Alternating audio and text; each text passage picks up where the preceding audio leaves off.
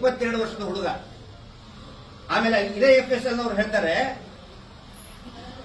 ಅವನಿಗೆ ಏನೋ ಈ ಡೈಡ್ ಬೈ ವೈಲೆನ್ಸ್ ಅಂತ. ಕೊಲೆ ಅಲ್ವಾ? ನಾನು ಹೇಳ್ತಾ ಇಲ್ಲ, ಇದನ್ನ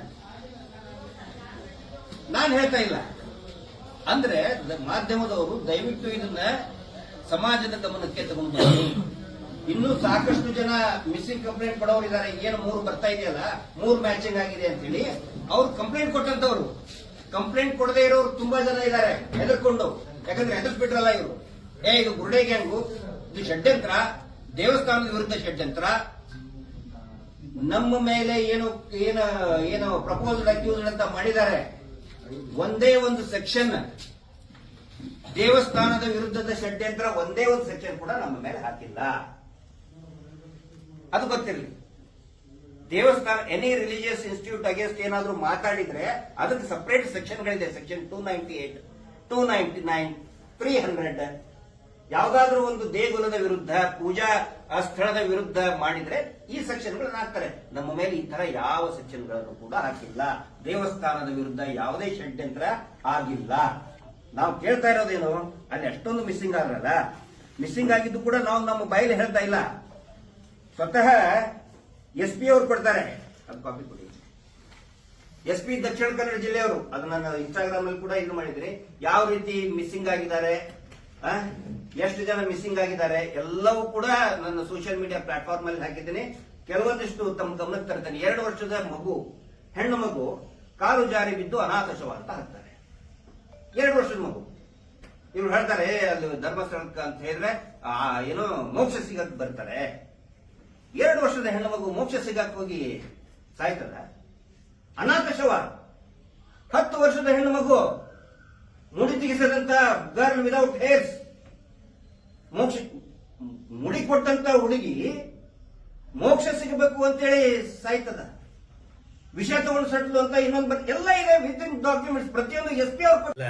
ಮಾಧ್ಯಮ ಮಿತ್ರರಿಗೆ ಇಷ್ಟು ಸಂಖ್ಯೆಯಲ್ಲಿ ಬಂದಿದ್ದೀರಿ, ತಮ್ಮೆಲ್ಲರಿಗೂ ಕೂಡ ವಂದನೆ, ಧನ್ಯವಾದಗಳನ್ನು ಹೇಳ್ತಾ, ಶ್ರೀಯುತ GS ಉಜನಪ್ಪ ಸರ್ ಟೈಮ್ಸ್ ಆಫ್ ಇಂಡಿಯಾದ ಹಿರಿಯ ಪತ್ರಕರ್ತರಾಗಿದ್ದರು ಮತ್ತು ಅನೇಕ ಬಾರಿ ರಮಾ ನಾಗರಾಜ್ ಮೇಡಮ್ ಕೂಡ ಹಿರಿಯ ಹೋರಾಟಗಾರ್ತಿ.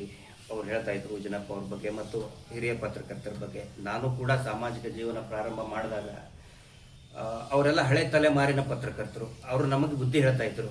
ನಾನು ಪೊಲೀಸ್ ಡಿಪಾರ್ಟ್ಮೆಂಟ್ ಜಾಯ್ನ್ ಆಗೋಕ್ಕಿಂತ ಮುಂಚೆನೆ ಇನ್ನೊಬ್ರು ಟೈಮ್ಸ್ ಆಫ್ ಇಂಡಿಯಾದ ಜಮಖಂಡಿ ಅಂತಿದ್ದಾರೆ ನಮ್ಮ ಧಾರವಾಡದಲ್ಲಿ.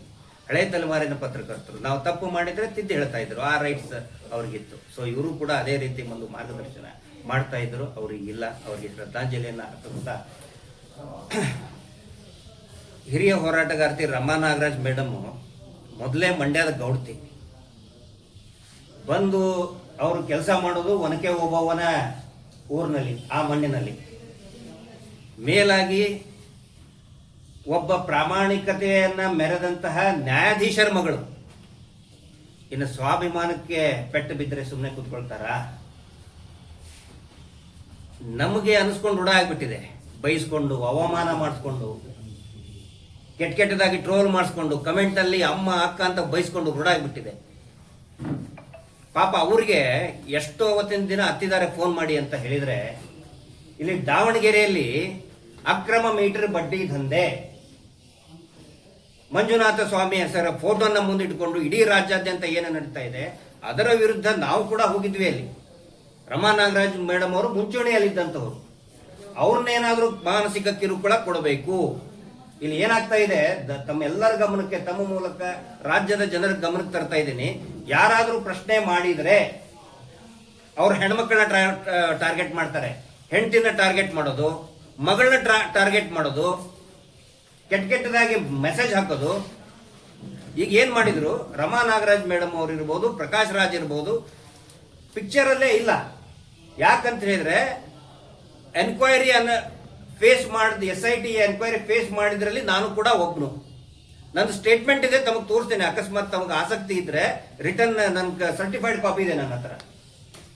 ಎಲ್ಲಿಯೂ ಕೂಡ ರಮಾ ನಾಗರಾಜ್ ಮೇಡಮ್ ಹೆಸರಾಗ್ಲಿ, ಪ್ರಕಾಶ್ ರಾಜ್ ಅವರ ಹೆಸರಾಗ್ಲಿ, ಹಿರಿಯ ನಟ ಅವರು, ಒಬ್ಬ ಹೋರಾಟಗಾರ, ಎಲ್ಲೂ ಕೂಡ ಅವ್ರ ಹೆಸರು ಇಲ್ಲ.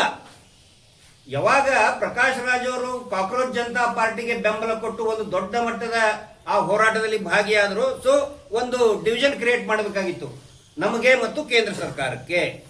ಸಿಬಿಐಗೆ ಯಾಕೆ ಅನ್ನೋದನ್ನು ಕೂಡ ನಿಮ್ಗೆ ಹೇಳ್ತಾ ಇದ್ದೀನಿ. ಸೌಜನ್ಯ ಪ್ರಕರಣ ದೆಹಲಿಯಲ್ಲಿದೆ, ಅದಕ್ಕೆ ಅಬ್ಜೆಕ್ಷನ್ ಹಾಕಬೇಕಾಗಿತ್ತು ಸಿಬಿಐ ಅವರು.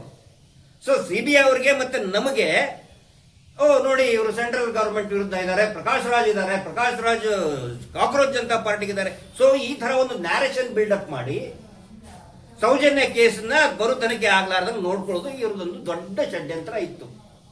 ಹಿಂಗಾಗಿ ಇಲ್ಲೇನು ಮಾಡಿದ್ರು, ಒಂದು ಡೈವರ್ಷನ್. ಮೇಡಮ್ ಹೇಳ್ದಂಗೆ 74 ಮೃತದೇಹಗಳನ್ನ ಅವತ್ತಿಂದ ಅವತ್ತೇ ಹೂತು ಹಾಕಿದಂತ ಪ್ರಕರಣ ನನ್ನ ಹತ್ರ ಲಿಸ್ಟ್ ಇದೆ. ಒಂದೇ ದಿನ 6 ಹಾಕಿಬಿಟ್ಟಿದ್ದಾರೆ. ಒಂದೇ ದಿನ 6 ಜನ ಸತ್ತೋಗ್ಬಿಡ್ತಾರೆ, ಎಲ್ಲೂ ಸುದ್ದಿ ಆಗಲ್ಲ. ಒಂದೇ ದಿನ 4 ಜನ ಸತ್ತೋಗ್ಬಿಡ್ತಾರೆ, ಒಂದೇ ದಿನ ಅಟ್ ದ ಸೇಮ್ ಟೈಮ್ ಎಲ್ಲವುಗಳನ್ನು ಅವತ್ತಿಂದ ಅವತ್ತೇ ಹೂತಾಕ್ಬಿಡ್ತಾರೆ. ಸೊ ಆ ಪ್ರಕರಣ ಕೂಡ ಕೋರ್ಟ್ ಅಲ್ಲಿದೆ. ಇವೆಲ್ಲದರ ವಿರುದ್ಧ ಕೂಡ ಏನೋ ಒಂದು ಡೈವರ್ಷನ್. ಈಗ ಹೈವೇಗೆ ಬರ್ಬೇಕಾದ್ರೆ, ಚಿತ್ರದುರ್ಗಕ್ಕೆ ಬರ್ಬೇಕಾದ್ರೆ ಡೈವರ್ಷನ್ ಇರ್ತಿರ್ತಲ್ಲ, ಇತ್ತ ಕಡೆ ತಿರುಗಿರಿ, ಹಂಗೆ ಆ ಡೈವರ್ಷನ್ ಮಾಡೋದಕ್ಕೆ ಈ ಒಂದು ಕುತಂತ್ರವನ್ನ ಮಾಡಿದ್ರು. ಬಟ್ ನ್ಯಾಯ ಗೆದ್ದೆ ಗೆಲ್ಲುತ್ತೆ. ಎಷ್ಟೇ ಅಪಪ್ರಚಾರ ಮಾಡಿದ್ರು ಕೂಡ ನ್ಯಾಯಕ್ಕೆ ಜಯ ಸಿಕ್ಕೇ ಸಿಗುತ್ತೆ. ನಮ್ಗೆ ನಂಬಿಕೆ ಇದ್ದಿದ್ದು ನ್ಯಾಯಾಲಯದ ಮೇಲೆ. ರಮಾ ನಾಗರಾಜ್ ಮೇಡಮ್ ಇರ್ಬೋದು, ಜಯಂತ್ ಅವರು ಇರ್ಬೋದು, ಧನಂಜಯ್ ಸರ್, ವೃಂದಾ ಗ್ರೋವರ್ ಮೇಡಮ್ ಡೆಲ್ಲಿಂದ ಬಂದರು, ಬಾಲನ್ ಸರ್ ಎಲ್ಲ ಫೈಟ್ ಮಾಡಿ ಕೋರ್ಟ್ನಲ್ಲಿ ಇದು ಒಂದು ಇನ್ಫ್ರಕ್ಚುಯಸ್, ಫಲ ನೀಡದೇ ಇರುವಂತಹ, ಹುರುಳಿಲ್ಲದೆ ಇರುವಂತಹ ಅರ್ಜಿ ಅಂತ ಹೇಳಿ ನ್ಯಾಯಾಲಯ ಚಿನ್ನಯ ಹಾಕಿದಂತ ಏನೊಂದು ರಿಟ್ ಪಿಟಿಷನ್ ಇದೆ, ತಿರಸ್ಕಾರ ಮಾಡಿದೆ. ಕೆಲವೊಂದಿಷ್ಟು ಸ್ವಾರಸ್ಯಕರ ಮಾಹಿತಿಗಳು ನಮಗೇನು ಸಿಕ್ಕಿದೆ ತಮ್ಮ ಮುಂದೆ ಇದೇ ಪ್ರಕರಣಕ್ಕೆ ಸಂಬಂಧಪಟ್ಟಂತೆ.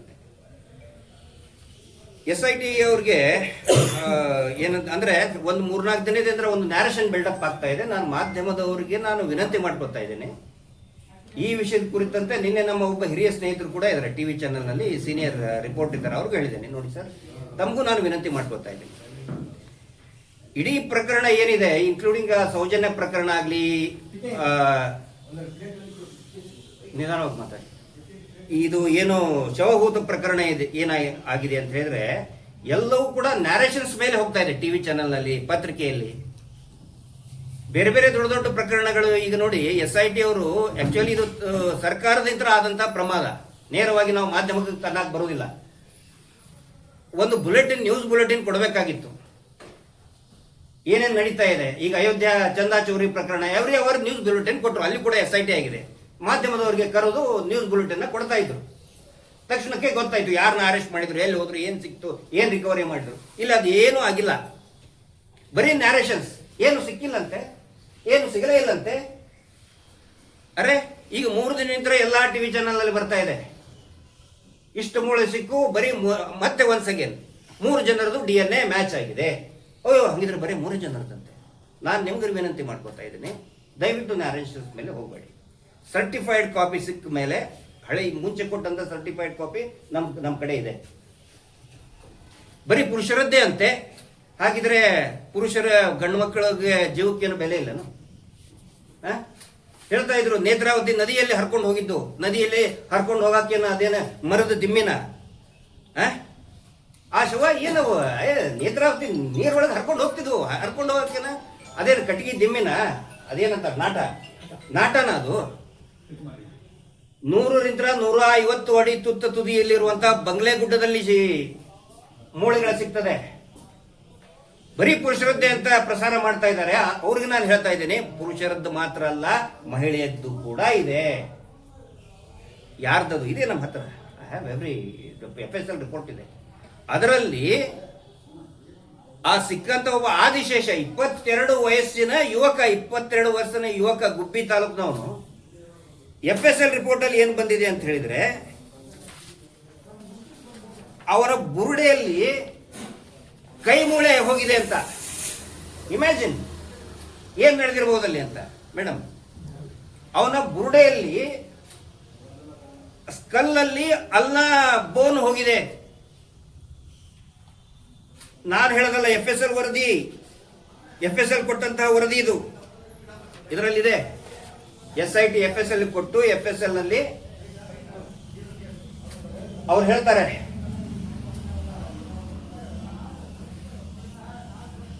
ಅಲ್ಲ ಇನ್ಸರ್ಟೆಡ್ ಇನ್ ದ ಸ್ಕಲ್. ಅಲ್ಲ ಅಂತ ಹೇಳಿದ್ರೆ ಕೈ ಮೂಳೆ. ಕೈ ಮೂಳೆಯನ್ನ ತಲೆ ಬುರುಡೆ ಒಳಗೆ ಇನ್ಸರ್ಟ್ ಮಾಡಿದಂತ ಸ್ಥಿತಿ ಒಳಗೆ ಸಿಕ್ಕಿದ್ದು ಅಂತ ಹೇಳ್ತಾರೆ. ಇದರ ಅರ್ಥ ಏನು? ಅದು 22 ವರ್ಷದ ಹುಡುಗ. ಆಮೇಲೆ ಇದೇ FSL ಅವ್ರು ಹೇಳ್ತಾರೆ ಅವನಿಗೆ ಏನೋ ಈ ಡೈಡ್ ಬೈ ವೈಲೆನ್ಸ್ ಅಂತ. ಕೊಲೆ ಅಲ್ವಾ? ನಾನು ಹೇಳ್ತಾ ಇಲ್ಲ ಇದನ್ನ, ನಾನು ಹೇಳ್ತಾ ಇಲ್ಲ. ಅಂದ್ರೆ ಮಾಧ್ಯಮದವರು ದಯವಿಟ್ಟು ಇದನ್ನ ಸಮಾಜದ ಗಮನಕ್ಕೆ ತಗೊಂಡು ಬನ್ನಿ. ಇನ್ನೂ ಸಾಕಷ್ಟು ಜನ ಮಿಸ್ಸಿಂಗ್ ಕಂಪ್ಲೇಂಟ್ ಕೊಡೋರು ಇದ್ದಾರೆ. ಈಗೇನು 3 ಬರ್ತಾ ಇದೆಯಲ್ಲ, 3 ಮ್ಯಾಚಿಂಗ್ ಆಗಿದೆ ಅಂತ ಹೇಳಿ ಅವರು ಕಂಪ್ಲೇಂಟ್ ಕೊಟ್ಟಂತವ್ರು. ಕಂಪ್ಲೇಂಟ್ ಕೊಡದೇ ಇರೋರು ತುಂಬಾ ಜನ ಇದ್ದಾರೆ ಹೆದರ್ಕೊಂಡು. ಯಾಕಂದ್ರೆ ಹೆದರ್ಸ್ಬಿಟ್ರಲ್ಲ ಇವರು, ಇದು ಬುರುಡೆ ಗ್ಯಾಂಗು, ಇದು ಷಡ್ಯಂತ್ರ, ದೇವಸ್ಥಾನದ ವಿರುದ್ಧ ಷಡ್ಯಂತ್ರ, ನಮ್ಮ ಮೇಲೆ ಏನು ಪ್ರಪೋಸ್ಡ್ ಅಕ್ಯೂಸ್ಡ್ ಅಂತ ಮಾಡಿದ್ದಾರೆ. ಒಂದೇ ಒಂದು ಸೆಕ್ಷನ್ ದೇವಸ್ಥಾನದ ವಿರುದ್ಧದ ಷಡ್ಯಂತ್ರ, ಒಂದೇ ಒಂದು ಸೆಕ್ಷನ್ ಕೂಡ ನಮ್ಮ ಮೇಲೆ ಹಾಕಿಲ್ಲ. ಅದು ಗೊತ್ತಿರಲಿ.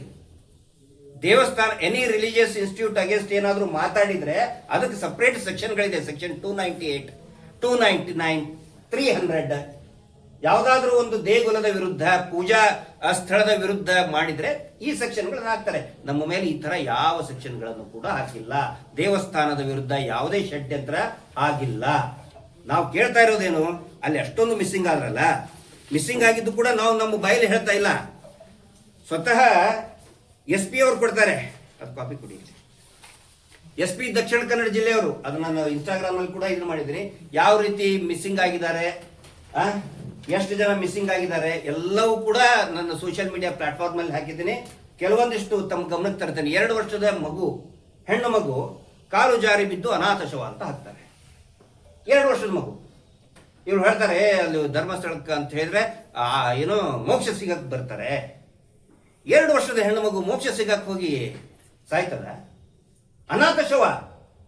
10 ವರ್ಷದ ಹೆಣ್ಣು ಮಗು, ಮುಡಿ ತೆಗೆಸದಂತ ಗರ್ಲ್ ವಿದೌಟ್ ಹೇರ್ಸ್, ಮೋಕ್ಷ ಮುಡಿ ಕೊಟ್ಟಂತ ಹುಡುಗಿ ಮೋಕ್ಷ ಸಿಗಬೇಕು ಅಂತೇಳಿ ಸಾಯ್ತದ?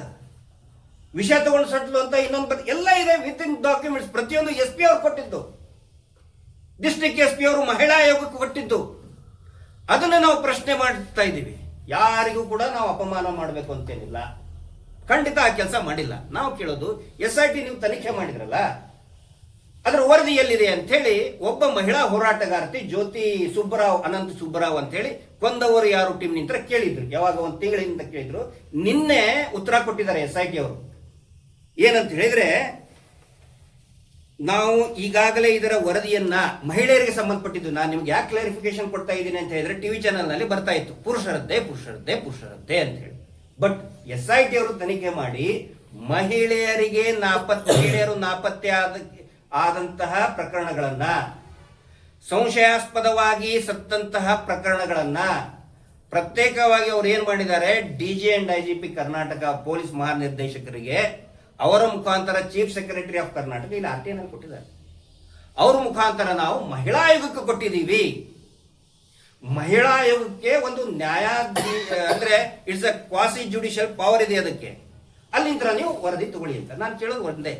ನೀವು ಅದನ್ನ ಯಾಕೆ ಮುಚ್ಚಿಟ್ಕೊಂಡಿದ್ದೀರಿ? ಸರ್ಕಾರ 6 ತಿಂಗಳಾಯ್ತು ಕೊಟ್ಟು. ಅವರು 6 ತಿಂಗಳಿಂದ ಎಷ್ಟು ಹೆಣ್ಮಕ್ಳು ಕಾಣೆ ಆದ್ರು, ಯಾವ ರೀತಿ ಕೊಲೆ ಆದ್ರು, ಯಾವ ರೀತಿ ಸತ್ತಿದ್ದಾರೆ, ಸಹಜನೋ ಅಸಹಜನೋ, ಕೊಲೆನೋ, ಮತ್ತೆ ಕೊಲೆ ಆಗಿದ್ದಕ್ಕೆ ಫರ್ದರ್ ಇನ್ವೆಸ್ಟಿಗೇಷನ್ ಮಾಡೋದಕ್ಕೆ ಅನುಮತಿ ಕೂಡ ಕೇಳಿದ್ದಾರೆ. ಯಾಕೆ ಮುಚ್ಚಿಡ್ತಾ ಇದ್ರಿ ಸರ್ಕಾರದವರು?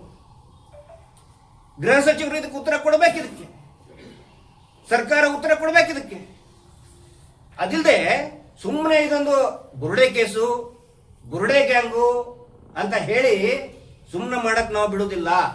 ಯಾವ ಕಾರಣಕ್ಕಾಗೂ ನಾವು ಸುಮ್ಮನೆ ಕೂತ್ಕೊಳ್ಳಲ್ಲ. ಒಂದಲ್ಲ 100 ಪ್ರಕರಣಗಳು ಆನ್ ರೆಕಾರ್ಡ್ ಇದೆ. ಇವ್ರ ಹೇಳ್ತಾರಲ್ಲ ನೇತ್ರಾವತಿಯಲ್ಲಿ, ಎಲ್ಲವೂ ಕೂಡ ನೇತ್ರಾವತಿಯಲ್ಲಿ ಸಿಕ್ಕಿದ ಸ್ಪಾಟ್ ಒಂದೇ. ನೇತ್ರಾವತಿ ಅದು ನದಿ, ಅದು ಕೆರೆ ಅಲ್ಲ ಮೇಡಮ್. ಕೆರೆ ಆದ್ರೆ ಒಂದು ಇಂತಲ್ಲಿ ಮುಳುಗಿದ್ರೆ ಆಯ್ತಪ್ಪ, ಈ ಕೆರೆಯಲ್ಲಿ ಸಿಕ್ಕರು. ಅದು ಹರ್ಕೊಂಡು ಹೋಗೋದು, ಒಂದ್ ಕಡೆ ಬಿದ್ದರೆ ಇನ್ನೊಂದು ಕಿಲೋಮೀಟರ್ ದೂರ ಹೋದ್ಮೇಲೆ ಸಿಗ್ತದೆ ಡೆಡ್ ಬಾಡಿ. ಇಲ್ಲಿ ಇವ್ರು ಬರೀತಾರೆ ಎಲ್ಲವೂ ಕೂಡ ನೇತ್ರಾವತಿ ಸ್ನಾನಘಟ್ಟದಲ್ಲೇ ಸಿಗ್ತವೆ. ಎಲ್ಲವೂ ಕೂಡ ಅದೇ, ಅದ್ರ ಗೋಲ್ ಪೋಸ್ಟ್, ಅದು ಗೋಲ್ ಪೋಸ್ಟ್. ಎಲ್ಲೇ ಕೊಲೆ ಆದ್ರೂ ಸೀದಾ ಅಲ್ಲೇ ಬಂದು ಸಿಗ್ತದೆ. ಲಾಜಿಂಗ್ ನಲ್ಲಿ 4 ಡೆಡ್ ಬಾಡಿ, ಲಾಜಿಂಗ್ ಒಳಗಡೆ. ಅದರಲ್ಲಿ ಒಂದು ಹುಡುಗಿ, ಒಬ್ಬ ಹುಡುಗ ಅಂದ್ರೆ ಪುರುಷ 35 ಇಯರ್ಸ್ ಅಂದ್ರೆ ಅಪ್ಪ ಮಗಳು ಇಬ್ರು ಸತ್ತಿದ್ದಾರೆ. 302 ಕೇಸ್ ರಿಜಿಸ್ಟರ್ ಮಾಡಿದ್ದಾರೆ. ಮರ್ಡರ್ ಕೇಸ್ 302 IPC, ಅನಾಥ ಶವ ಕೇಸ್ ಕ್ಲೋಸ್. ಇವುಗಳನ್ನು ನಾವು ಕೇಳ್ತಾ ಇದ್ದೀವಿ. ಇದನ್ನ ವರದಿ ಯಾಕೆ ಮುಚ್ಚಿಟ್ಟಿದೆ ಸರ್ಕಾರ? SIT ಅವರು ಸ್ವತಃ ಮಾನ್ಯ ಪ್ರಣಬ್ ಮುಖರ್ಜಿ ಅವರು ಸೈನ್ ಮಾಡಿದ್ದೆ ಲೆಟರ್ ಇದೆ, ಸೈನ್ ಮಾಡಿಕೊಟ್ಟಿದ್ದಾರೆ. ಚೀಫ್ ಆಫ್ SIT, CID ಮುಖ್ಯಸ್ಥರು. CID ಮುಖ್ಯಸ್ಥರು ಹೇಳ್ತಾರೆ ಸರ್ಕಾರಕ್ಕೆ ಕೊಟ್ಟಿದ್ದೀವಿ, ಮಹಿಳಾ ಆಯೋಗಕ್ಕೆ ಕೊಟ್ಟಿದ್ದೀವಿ. SIT ಮಾಡಿಸಿದ್ಯಾರು ಮಹಿಳಾ ಆಯೋಗ ಅಲ್ವಾ? ಮಹಿಳಾ ಆಯೋಗದವ್ರು ಯಾಕೆ ಮಾತಾಡ್ತಾ ಇಲ್ಲ? ಅವ್ರ ಬಗ್ಗೆ ಬಹಳ ಗೌರವ ಇದೆ, ಒಳ್ಳೆ ಕೆಲಸ ಮಾಡಿದ್ದಾರೆ, ಒಳ್ಳೆ ತುಂಬಾ ಅಭಿಮಾನ, ಇಡೀ ದೇಶ ಅಭಿಮಾನ ಪಡುವಂತ ಕೆಲಸ ಶ್ರೀಮತಿ ಚೌಧರಿ ನಾಗಲಕ್ಷ್ಮಿ ಚೌಧರಿ ಅವರು ಮಾಡಿದ್ದಾರೆ. ನಿಮ್ಗೆ ವರದಿ ಕೊಟ್ಟರೆ, ಬಟ್ ನಾವು ಏನ್ ಕೇಳ್ತಾ ಇದೀವಿ, ಯಾಕಂದ್ರೆ ರಿಲೀಸ್ ಮಾಡ್ತಾ ಇಲ್ಲ? It's a public document. ಅದಕ್ಕೆ ನಾನು ತಮ್ಮ ಮುಖಾಂತರ ವಿನಂತಿ ಮಾಡ್ಕೋತಾ ಇದ್ದೀನಿ, ದಯವಿಟ್ಟು ಈ ವರದಿಗಳನ್ನ, ಉಗ್ರಪ್ಪ ವರದಿ ಹೆಂಗ್ ಮುಚ್ಚಿಟ್ಕೊಂಡ್ರಲ್ಲ ಹಂಗ್ ಮುಚ್ಚಿಟ್ಕೊಳಕ್ ಹೋಗಬೇಡಿ. ನಾವು ಕೂಡ ಬಿಡಲ್ಲ, ಕಾನೂನಿನ ಹೋರಾಟ ಮಾಡ್ತೇವೆ ಮತ್ತು ಇಡೀ ರಾಜ್ಯಾದ್ಯಂತ, ಮತ್ತು ನೆಕ್ಸ್ಟ್ ನಾವು ದೆಹಲಿಗೂ ಕೂಡ ಹೋಗೋರಿದ್ದೀವಿ. ಸೌಜನ್ಯ ಪ್ರಕರಣ, ಕುಸುಮಾವತಿ ಅವರಿಗೆ ಫೈನ್ ಹಾಕಿ ಅರ್ಜಿ ರಿಜೆಕ್ಟ್ ಮಾಡಿ ಅಂತ ಹೇಳಿದ್ದಾರೆ ರಾಜ್ಯ ಸರ್ಕಾರ, ಕೇಂದ್ರ ಸರ್ಕಾರದಿಂದ. ಏನಾಗಿದೆ ಅಂತಂದ್ರೆ,